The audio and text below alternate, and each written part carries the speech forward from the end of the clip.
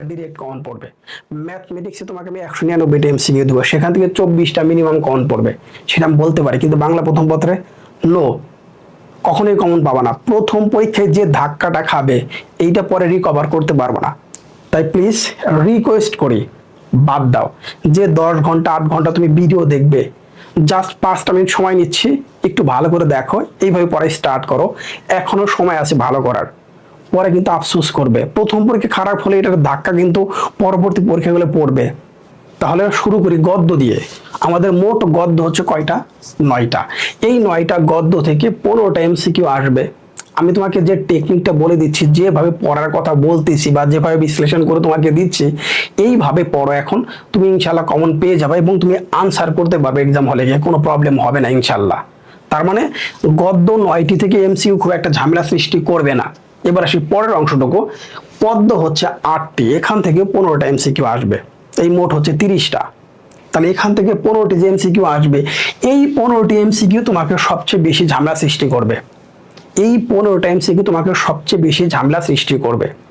এই 15টি এমসিকিউ অংশ থেকে তুমি প্রথমে পড়বা হচ্ছে শব্দার্থ। প্রথমে তোমার শুরু হবে শব্দার্থ দিয়ে। তুমি শব্দার্থটা আগে পড়বা ওই কবিতার। শব্দার্থের সাথে কিছু কবিতার লাইন লিখে দিলাম। কবিতার লাইন, কিছু কবিতার লাইন আছে, কবিতার লাইনের হচ্ছে ব্যাখ্যা। সেই কবিতার লাইনের কিছু ব্যাখ্যা দেওয়া আছে শব্দার্থের মধ্যে, এইটা আগে পড়বা। প্রথম স্টেপ হচ্ছে তুমি ওই কবিতার শব্দার্থ পড়বা। ওই শব্দার্থর সাথে কোনো কবিতার যে লাইনগুলোর ব্যাখ্যা দেওয়া আছে, যে কয়টা ব্যাখ্যা দেওয়া আছে ওই কয়টার ব্যাখ্যা তুমি পড়বা, যেটা আমাদের বইয়ে দেওয়া আছে। বই থেকে কথা বলতেছে কিন্তু। এরপর তুমি পড়বা হচ্ছে কি মূল ভাব। এরপরে তোমার আসবে হচ্ছে কি মূল ভাব। তাহলে মূল ভাবটা তোমার পড়বা। এই 3টা স্টেপ ফলো করবা হচ্ছে কবিতার ক্ষেত্রে। শব্দার্থ, শব্দার্থের সাথে কবিতার যে লাইনগুলো আছে সেইটা পড়বা এবং তার সাথে হচ্ছে মূল ভাবটা পড়বা। দেন হচ্ছে কবিতা তুমি স্টার্ট করবা, তার আগে কিন্তু না। তার মানে এই 3টা স্টেপ তোমাকে ফলো করতে হবে কবিতার ক্ষেত্রে। এরপর আমি যে এমসিকিউ গুলো দিয়েছি সেটা একটু প্র্যাকটিস করে যাও, তাহলে তুমি ইনশাআল্লাহ অ্যান্সার করতে পারবা। না হলে প্রথম পরীক্ষায় তুমি যে খারাপ করতেছো, এমসিকিউ অংশে সৃজনশীল তো 100% কমন থাকবে, যা দিয়েছি তাই, কোনো প্রবলেম নাই। বাট এমসিকিউ প্রথম অংশে তোমার যে সমস্যাটা ক্রিয়েট হলো, এইটার ধাক্কাটা পরবর্তী পরীক্ষায় ইফেক্ট করবে। সো এটা করা যাবে না। রিকোয়েস্ট করি এটা একটু মনে রাখেন। এক্সপিরিয়েন্স যারা আছে তাদের একটু দাম দিয়েন। এভাবে পড়তে হবে হচ্ছে কবিতার অংশ। তাহলে কবিতার অংশ এমসিকিউ আমরা পড়বো। আমাদের শীটের মধ্যে যেটা স্পেশাল গিফট তোমার জন্য, সেটা দেখবা না? সেখানে আমি কিভাবে দিয়েছি সেটা একটু দেখাচ্ছি।